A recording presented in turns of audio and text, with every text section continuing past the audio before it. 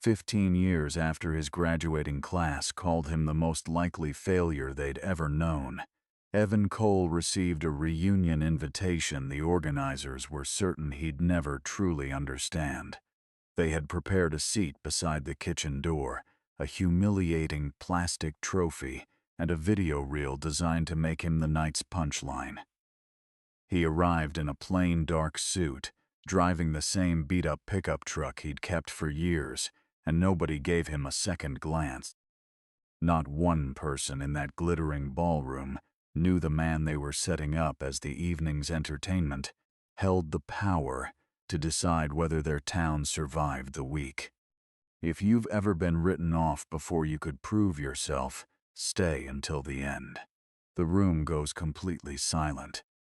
The envelope arrived on a Tuesday afternoon, slipped through the mail slot of the modest two-story house on Caldwell Street where Evan Cole had grown up and where he still kept a room for the times he came home to Briar Glen.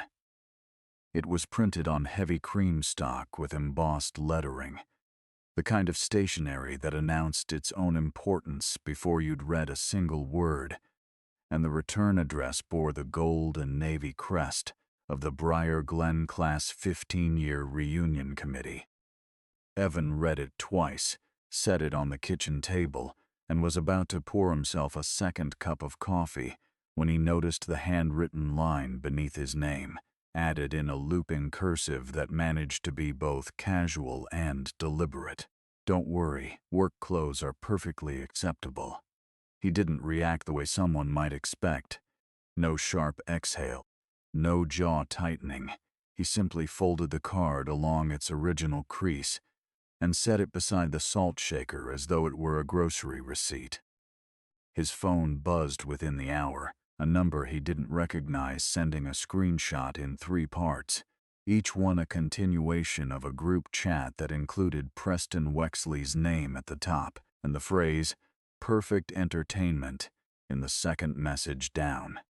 The woman who had sent those screenshots identified herself in a brief follow-up as Tessa Monroe, and her name carried the particular weight of someone Evan hadn't allowed himself to think about in several years. The plan, as laid out in the chat, was meticulous in the way that only truly petty people bother to be. A chair positioned beside the kitchen service door, a highlight reel assembled from yearbook photographs and old camcorder footage of Evan's worst moments in high school, a plastic trophy engraved with the words, "least likely to succeed," and a staged on-stage interview designed to coax him into describing the smallness of his current life. Preston had apparently spent 3 separate planning sessions perfecting the sequence, and the committee had agreed to let Bianca Sterling broadcast the evening, on the condition that it would generate the kind of local engagement she needed for her content platform. Tessa had written at the bottom of her final message, "Don't go. They're not inviting you. They're building a stage." Evan read that message, set his phone face down on the counter, and spent a long moment looking out the window at the street where he'd learned to ride a bicycle, and where he'd later learned that the world did not automatically extend courtesy to people who couldn't afford to dress well. He typed back one question: will Walter Keene be there? What Tessa didn't know, what no one on the planning committee had thought to verify, was that the reunion fell on the same evening that Evan's legal team was scheduled to finalize the acquisition review for the largest employer in Briar Glen. Wexley Industrial had been hemorrhaging quietly for 2 years, and its parent company had been quietly seeking a buyer with the capital and industrial expertise to absorb the liability. Halcyon Ridge Systems, the company Evan had founded and still controlled as both chief executive and majority shareholder, had been conducting due diligence on the acquisition for 11 weeks, and the decision would affect nearly 1,800 jobs, the tax base of the entire county, and the long-term economic identity of the town where Evan had been told repeatedly and with great confidence, that he would amount to nothing. He called his daughter Sadie, who was staying with her aunt for the week, and she asked him in the direct way 13-year-olds often do whether he was going to that reunion to prove all of them wrong. He was quiet for a moment before he answered, "I don't need them to know who I've become, but I need to know who they've become." He sent his RSVP confirmation in 2 words, then opened the acquisition folder on his laptop. On the first tab, Preston Wexley's name had been circled in red beside a line that read, "Suspected concealment of safety documentation." The version of Evan Cole that Briar Glen remembered was not the version that had ever fully existed, because the town had filled in the gaps of what it didn't understand with the easiest available story. He had come to school in clothes that didn't fit properly. Not because he was careless about his appearance, but because every dollar his household generated went toward medication, utilities, and the minimum payment on a series of debts his mother's illness had accumulated without apology. He worked evenings at a garage on Route 9, a place that smelled of motor oil and cold concrete, and the particular loneliness of being 17 in a situation that no one around you could see clearly, and he fell asleep in the library during free periods because he'd worked until midnight, and when a teacher noted his exhaustion in a progress report, no one followed up to ask why. The label that attached itself to him, failure, charity case, the kid who wouldn't amount to anything, was applied with the casual permanence of people who had never needed to think carefully about why some people arrive late and wrinkled and quiet. Preston Wexley had been the primary architect of that label, not because he was uniquely cruel, but because he understood that social architecture required a foundation, and the foundation was always someone who couldn't fight back at the same cost. He called Evan Grease Boy for the better part of 2 years, a name that referenced the smell of the garage and implied a future of dirty hands and limited vocabulary, and others laughed because laughter was cheaper than solidarity, and nobody wanted to become the next target. In the junior year science fair, Evan had entered a prototype, crude, wired with salvaged components, housed in a repurposed metal box that could monitor vibration patterns in a mechanical system and predict bearing failure before it caused a shutdown.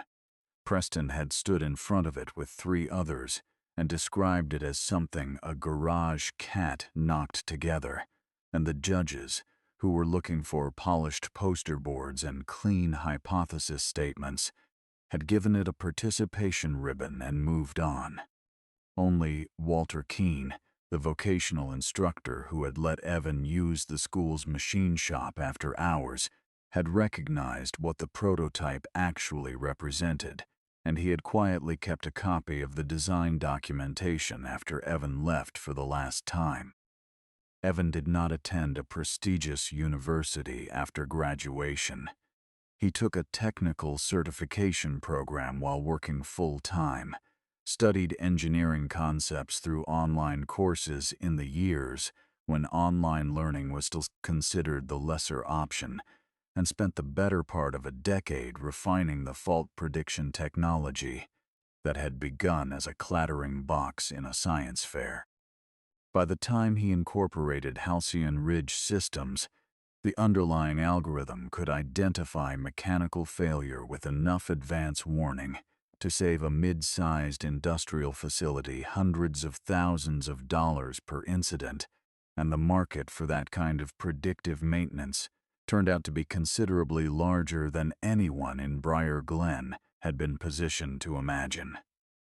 He married a woman named Lauren, had a daughter named Sadie, and built something that didn't announce itself loudly because the industrial technology sector rarely required celebrity.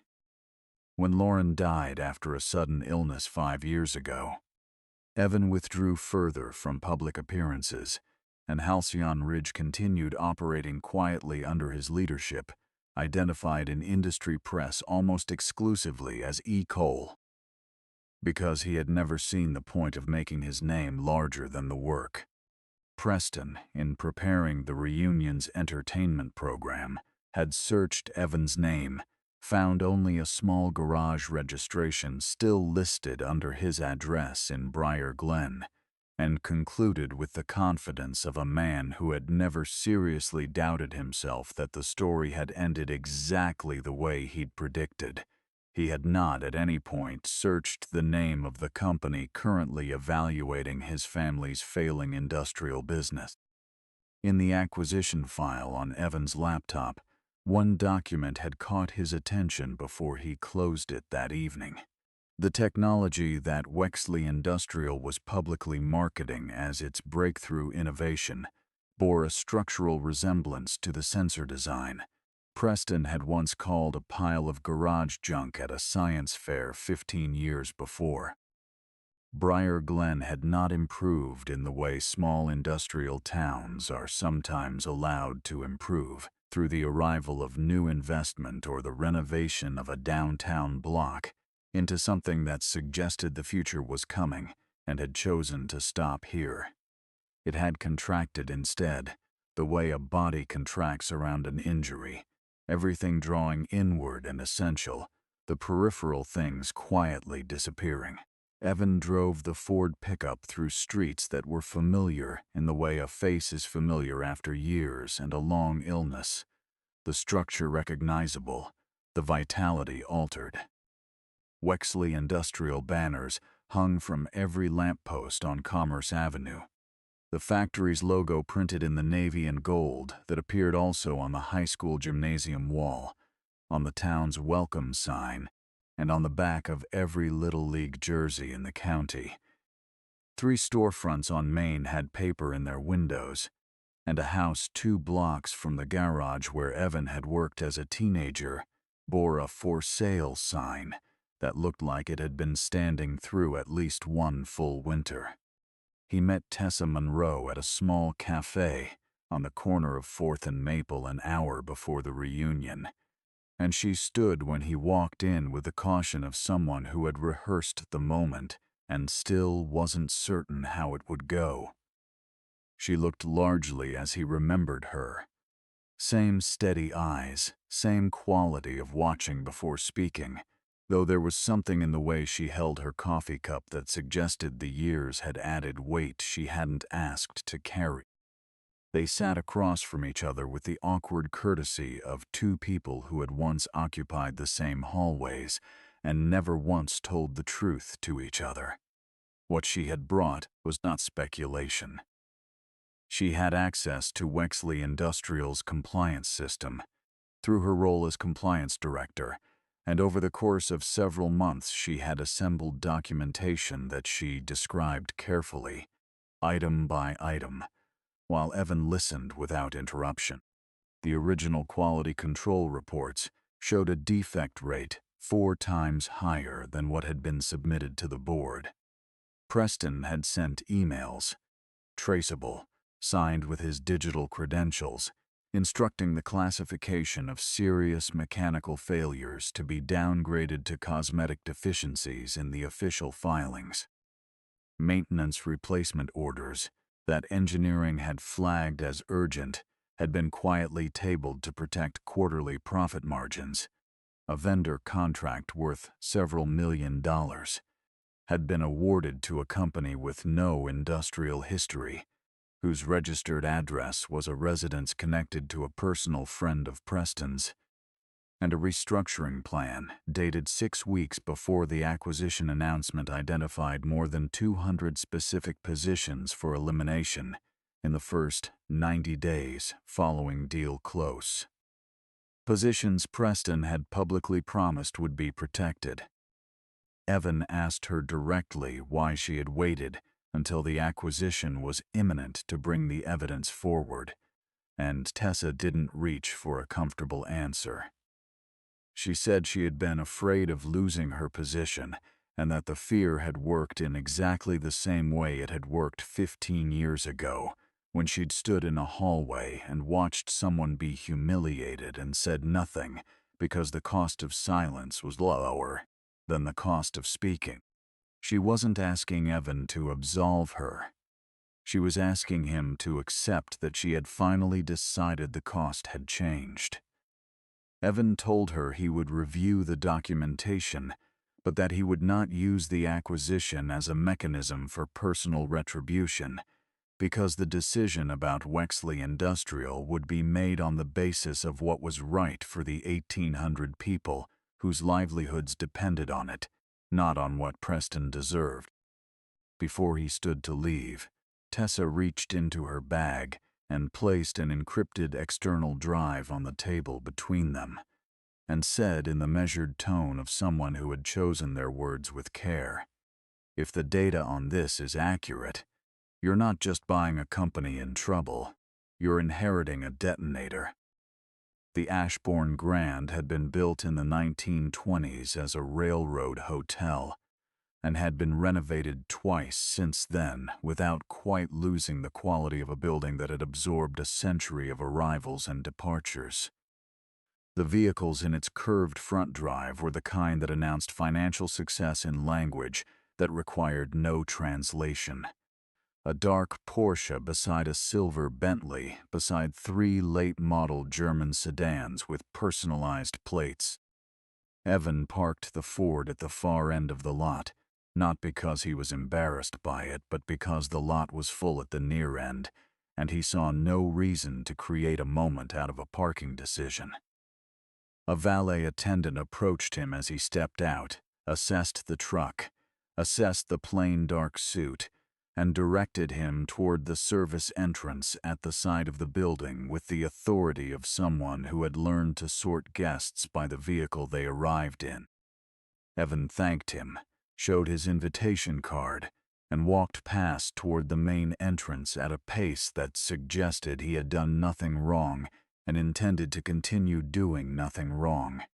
The hotel's general manager, a compact man named Hessler, who had personally attended an industry conference at which Halcyon Ridge had been one of the presenting companies, was crossing the lobby when Evan walked in and stopped with the expression of someone who has just encountered 2 separate facts that are not supposed to occupy the same room.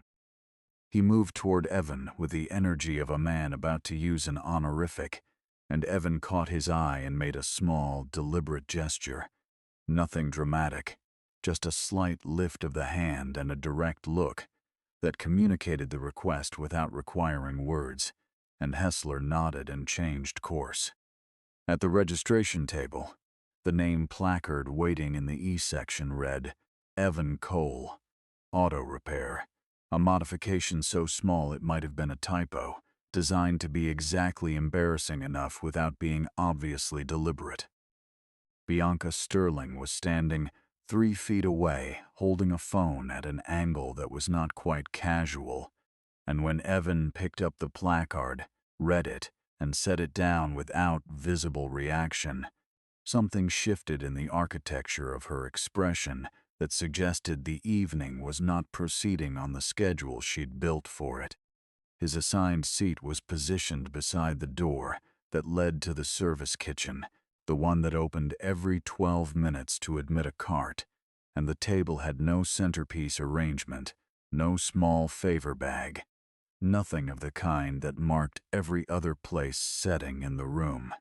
Former classmates came to greet him with the studied warmth of people practicing sympathy, and one asked about the garage in a tone that assumed it was the entirety of his biography, and another set a business card beside his water glass and said to call if anything with the engine went sideways.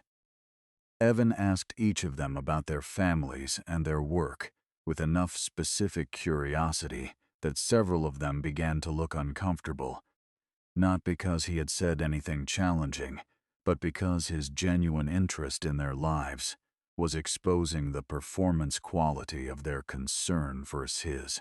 Tessa appeared across the room in a simple navy dress and was immediately redirected by Preston toward the table reserved for Wexley Industrial leadership, and Evan watched that redirection and understood that she was still required, for the time being, to stand where Preston could see her. A large screen at the front of the room displayed the evening's program, and the final item on the list read, Special Recognition Award, a surprise for one very deserving guest.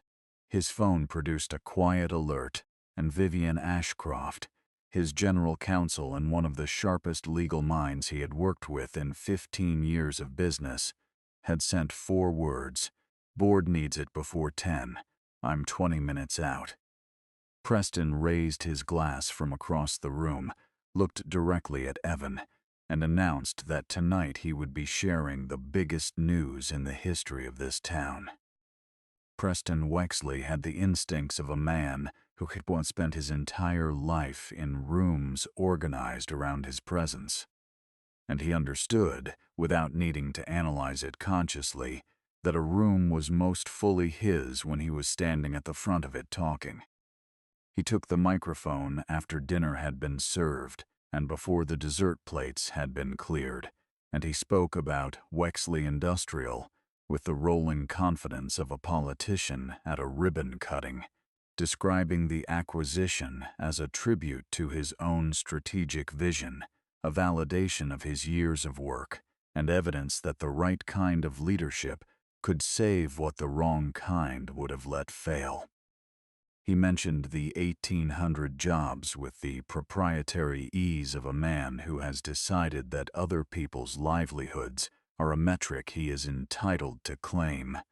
And he said the acquiring company was a major industrial conglomerate valued at well over $6 billion, and that its representatives were expected shortly to confirm his appointment to the role of chief executive of the combined operation.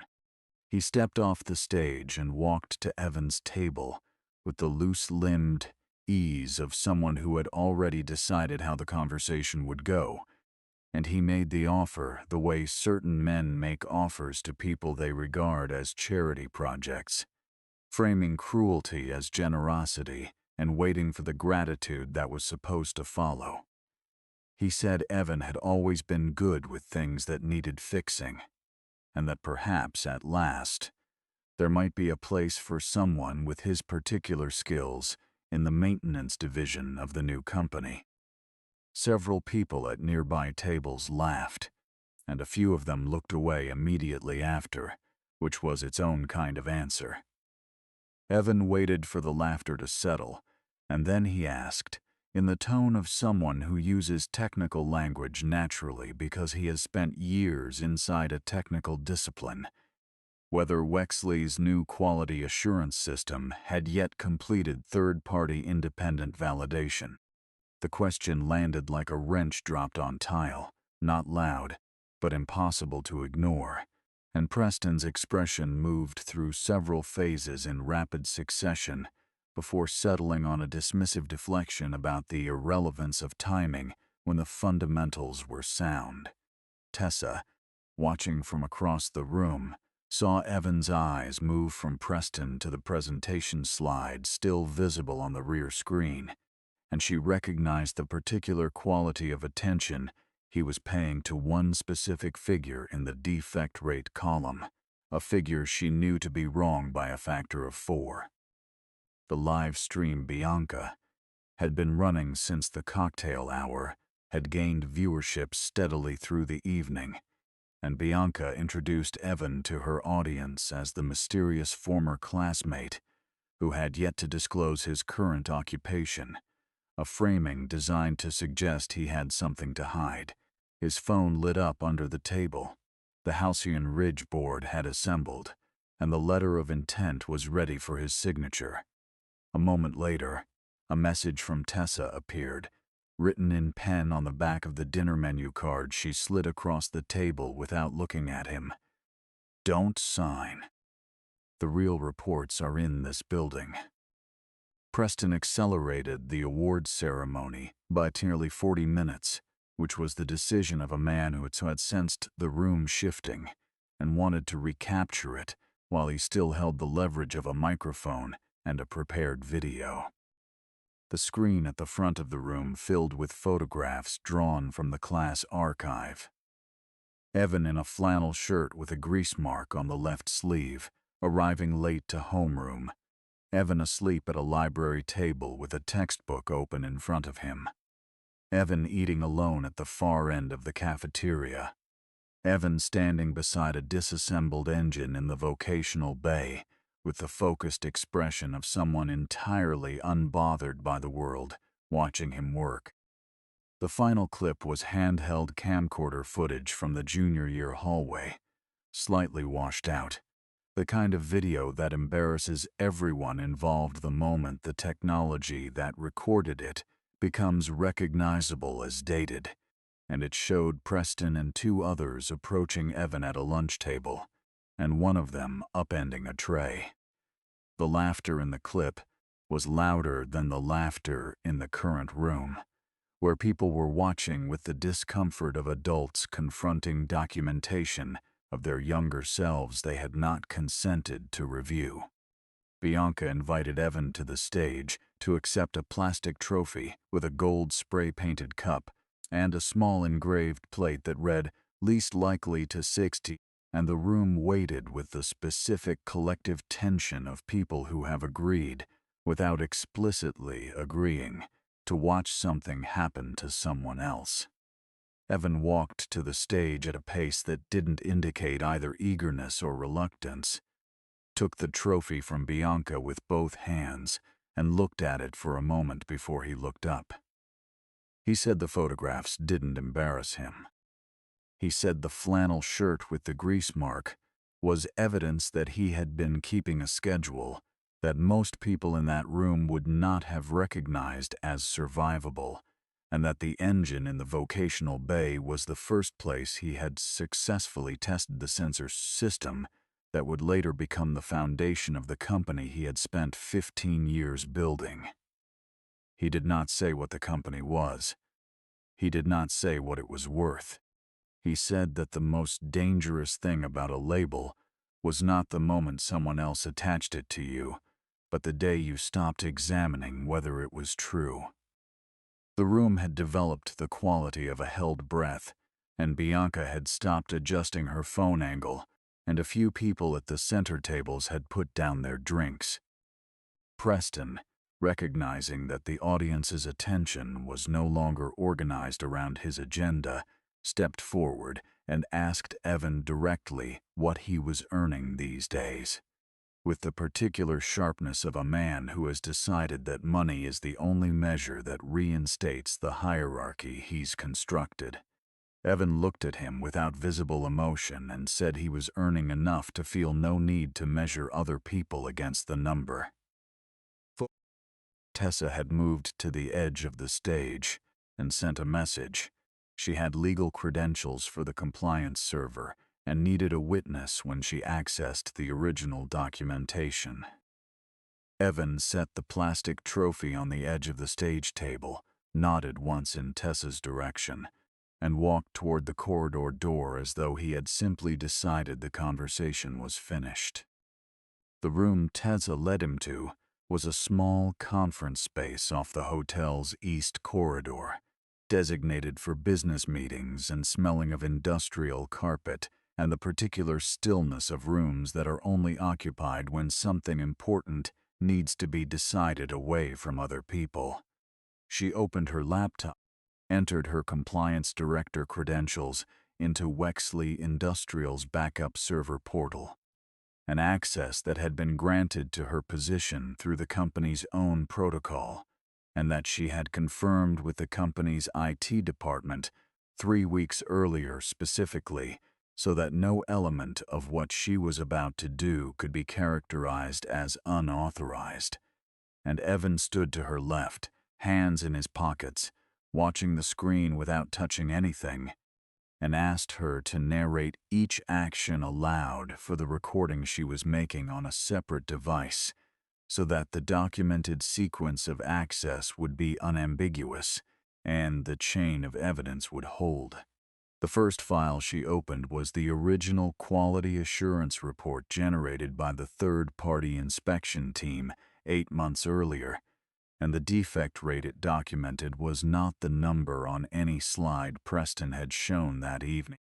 The second file was an email thread in which Preston, using his company account, and therefore his verified digital signature, had instructed the internal compliance team to reclassify defect categories before submission to the board, moving items from critical safety concern to minor cosmetic variants in the filing taxonomy. The third document was a vendor contract showing 7 figures in awarded work going to a company incorporated 18 months earlier, with no industrial track record, registered to a residential address in the same zip code as a person Preston had attended college with. The fourth was a sequence of maintenance delay authorizations in Preston's name, each one extending the deadline for equipment replacement that the engineering floor had escalated through proper channels at least twice. The fifth document changed the texture of everything else. A restructuring plan dated 6 weeks before the acquisition announcement that identified 230 specific positions for elimination in the first 90 days following deal close, positions concentrated in the production and quality control departments, positions held overwhelmingly by workers who had been with the company for more than a decade. The same workers Preston had publicly promised repeatedly would be protected. Tessa's hands were steady on the keyboard, but her voice carried the weight of someone who had known some version of this for months and had made herself continue looking away. Evan asked her quietly why she hadn't acted the day she'd first understood what she was seeing, and she told him the honest answer. She had been afraid of the cost, the same way she'd been afraid of the cost when she was 17, and had watched Preston humiliate Evan in a hallway, and had chosen the protections of the group over the inconvenience of the truth. She said she had carried that specific memory for 15 years and had run out of ways to live alongside it. Evan told her that regret only meant something when it produced a different action, and she said she knew, and she signed her name to the incident documentation and accepted that the signature likely meant the end of her position at Wexley. As they walked back into the corridor, Preston was standing at the far end of it, arms folded, looking at the drive in Tessa's hand with an expression that was working hard to stay composed.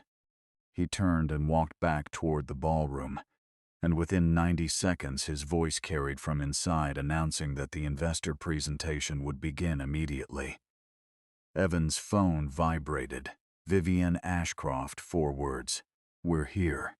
Buyer or investigator?"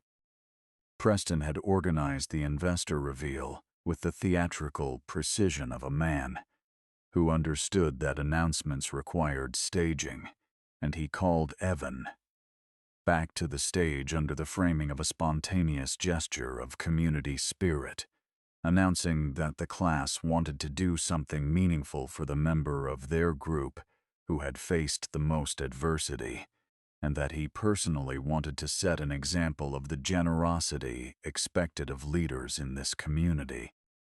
A collection box was produced and passed around the room, and Preston dropped a folded $20 bill into it with the deliberate visibility of a man who wanted the gesture witnessed from multiple angles, and said it was probably more money than Evan had earned in a given week recently.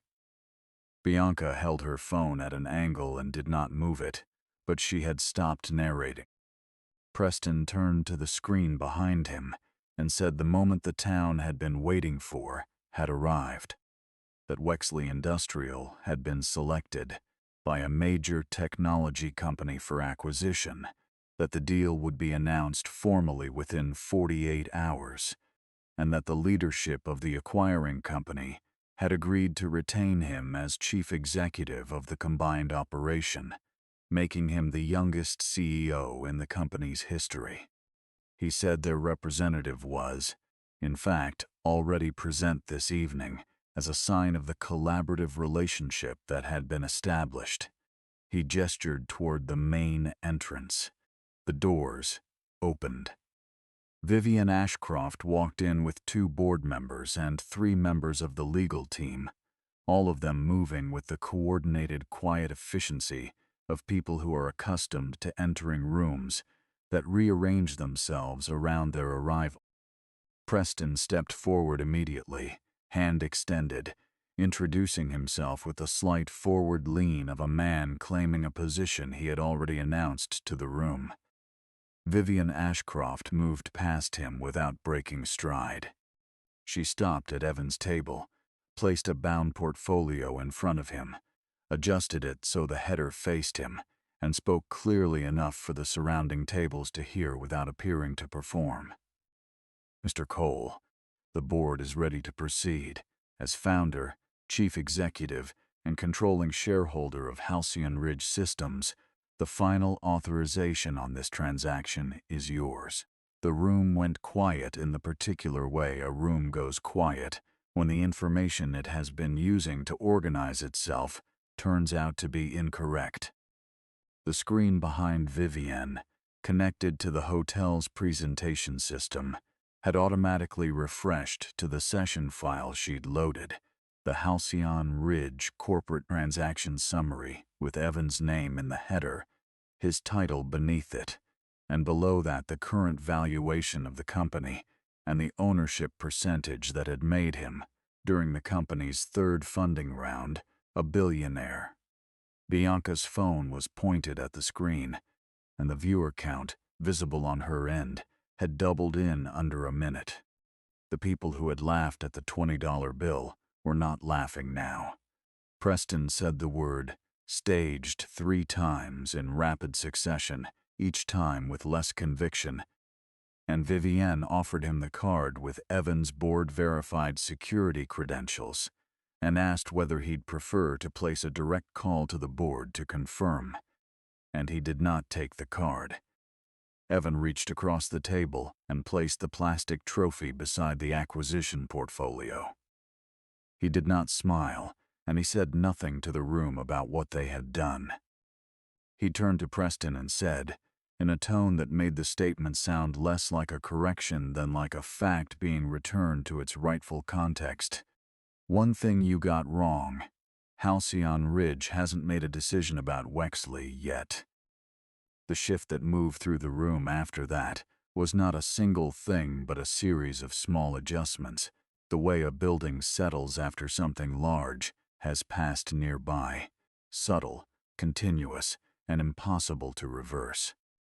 People who had avoided Evan's section all evening began gravitating toward it, arriving with reconstructed expressions and revisionist histories of their own behavior, and one former classmate told him he'd always known Evan would go on to something remarkable, which was a statement so disconnected from the historical record that Evan simply looked at the man until he found a reason to redirect himself toward the bar. Others offered explanations for the earlier laughter. They'd thought it was a bit Evan had agreed to. They'd assumed it was all in good fun. They'd been laughing with him rather than at him. And the explanations shared the structural quality of all explanations offered to the wrong person after the fact. Evan accepted none of the flattery and pursued none of the grievances. Preston, having lost the room's architecture, moved to the only strategy remaining to him, which was accusation. He said Evan had orchestrated the entire evening as a public humiliation of the people who had invited him, that he had concealed his identity specifically to produce a moment of maximum embarrassment, that he was using a multi-billion-dollar acquisition to settle a grievance that had its origins in a high school lunch table. There was a version of that argument that wasn't entirely wrong, and Evan acknowledged it, because he was a precise man and precision required him to concede what was accurate. He said he had known about the plan before he walked through the door, and he had come anyway, not to embarrass anyone. but because his decision about Wexley Industrial was a decision about the lives of 1,800 people and their families, and the only context in which he could understand the full dimensions of that decision was the one that included standing in the room where it would be felt. Tessa walked to the front of the room and confirmed, on the record and before everyone present, the nature of the documentation she had gathered, the method by which she had accessed it, and the legal basis for her access, and she said she understood the confirmation would likely end her career at Wexley, and possibly in corporate compliance entirely, and that she was prepared to accept that consequence because the alternative was participating, for a 16th consecutive year, in the same choice she had made when she was 17.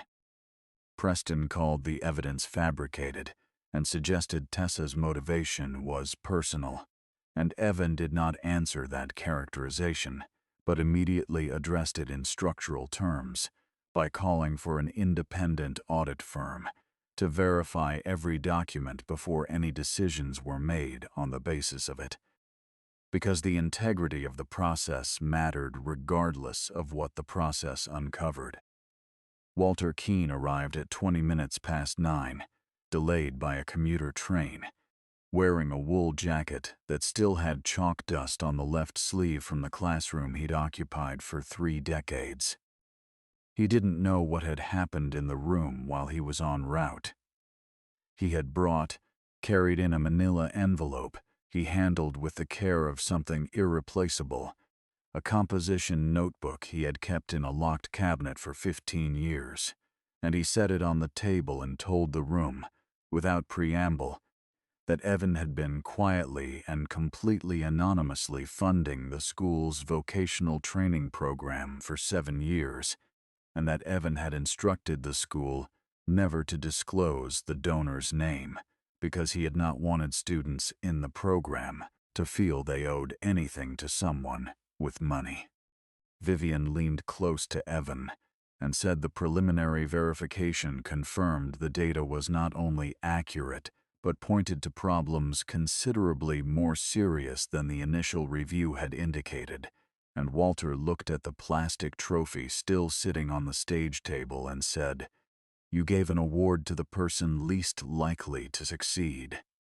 But nobody in this room thought to ask who among you had spent years helping someone else succeed.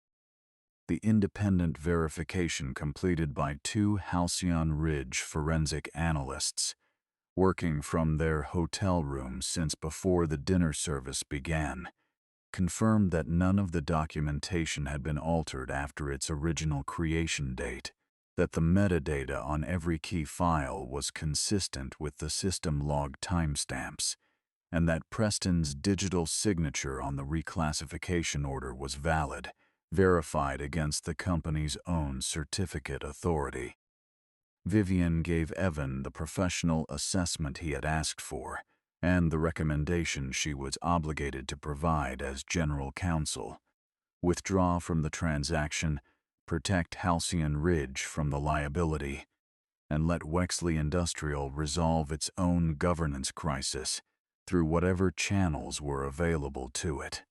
Evan listened to the recommendation the way he listened to all recommendations, completely and without interrupting, and then he sat with it in silence for long enough that the analysts exchanged a glance. Preston, standing against the wall with the posture of a man who had not yet accepted the shape of the situation, told Evan to go ahead and cancel the deal, that canceling it would put the consequences for 1,800 families on his hands, that Evan had come back to this town specifically to do damage and should own what the damage would cost. The challenge had the quality of a trap. Either Evan walked away and bore the weight of the workforce consequences, or Evan stayed and appeared to have rewarded a fraud. Evan pulled his chair out and sat down. He proposed a third option, and he stated its terms without drama. Halcyon Ridge would proceed with the acquisition under modified conditions binding from day 1 of closing, Preston would be suspended from all operational roles immediately, with the suspension subject to the outcome of the independent audit and any subsequent regulatory review. The entire production line would undergo third-party safety certification before resuming full capacity. No workforce reduction would be permitted for a minimum of 12 months following close. And a worker representative would hold a seat on the new Operations Oversight Committee. All vendor contracts identified in the compliance review as presenting conflicts of interest would be voided and retendered. A percentage of operating profit in each of the first 5 years would be directed into a workforce training and equipment modernization fund. Tessa Monroe would be asked to provide documentation support for the ongoing audit in a capacity that was independent and subject to standard performance review, not rewarded with advancement simply on the basis of having come forward. Preston lost the composure he had been managing for the better part of an hour and said the company bore his family's name, and Evan looked at him and said, without raising his voice, that a name on a building did not grant the right to treat other people's livelihoods as personal assets to be managed for individual convenience. Vivian produced the conditional letter of intent, and Evan signed it, noting clearly that it was a statement of intent only, and that the transaction would not close until the audit was complete. Preston was escorted from the meeting area by the legal team and a board representative without physical incident, and he paused at the corridor entrance and said that Evan was still just a poor kid trying to make people like him. Evan didn't answer, but the words found something in him that wasn't covered by the composure of the rest of the evening. The room was mostly empty by 11 o'clock. The catering staff moved through the space with the efficient quietness of people who have learned to be invisible during other people's significant moments, collecting plates and folding tablecloths and restoring the Ashbourne Grand to the neutral condition it maintained between the things that happened inside it. The stage lights had been cut down to the ambient house setting, and the trophy, the plastic one with the gold spray paint and the engraved assessment of Evan's prospects, sat on the edge of the table where he had left it, small and specific and slightly ridiculous, in the way that all evidence of other people's certainties about you becomes when you have outlived the prediction. Tessa found him there after the last of the reunion guests had moved toward the lobby and the parking lot, and the different versions of themselves they were each carrying home. She didn't say she was sorry she hadn't known he was a billionaire. She said she was sorry she had known, 15 years earlier, that he was a decent and capable person and had chosen her social position over that knowledge, and she said the distinction mattered to her, even if it didn't matter to him. Evan was quiet for a moment, and then said that it did matter to him, and that the reason it mattered was that the apologies of people who had underestimated his net worth had no interest for him, and hers did, which told him something about what kind of apology was actually worth receiving.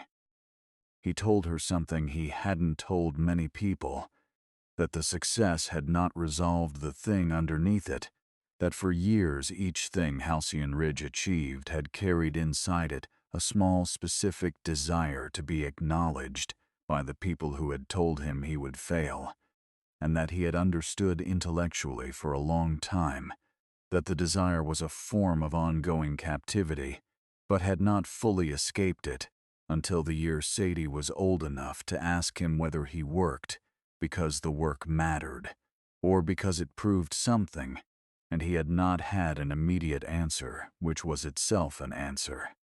Walter produced the composition notebook and placed it in Evan's hands, and Evan opened it to the first page where Walter had written, in the blue ballpoint ink of a teacher, leaving a note for a student who might not yet understand what the note was about.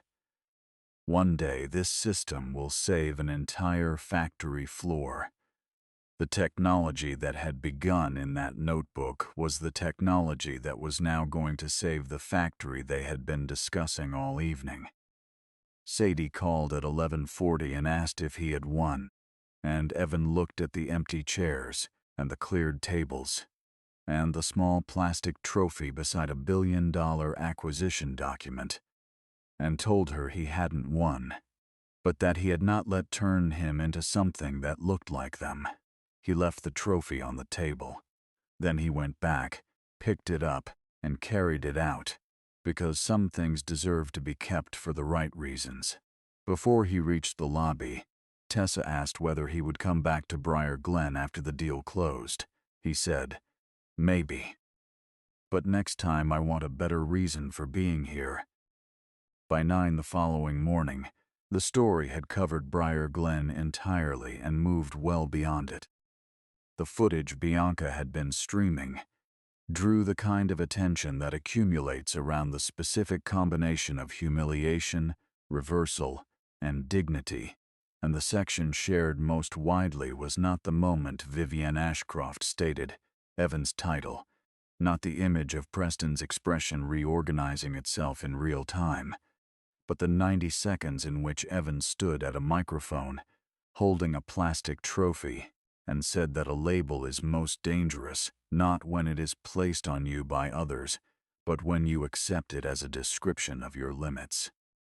Bianca reached out to Evan that morning and asked his permission to leave the footage available, and Evan agreed on 2 conditions: that the segments showing other classmates in contexts embarrassing to them without their consent be removed, and that accurate information about the Wexley workforce situation and what the acquisition terms meant for the workers be included alongside it. Bianca, to her credit, also published a statement in her own words, acknowledging that she had agreed to direct an event designed around another person's humiliation, and that calling it content did not change what it was.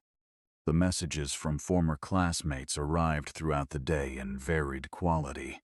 Some were genuine and specific, acknowledging a particular thing they had done, or said or failed to do, and attaching no expectation to the acknowledgement. Others were the kind of apology that is really a request for reassurance, structured around the sender's need to feel forgiven rather than the recipient's right to withhold it. And Evan replied only to the ones that belonged to the first category.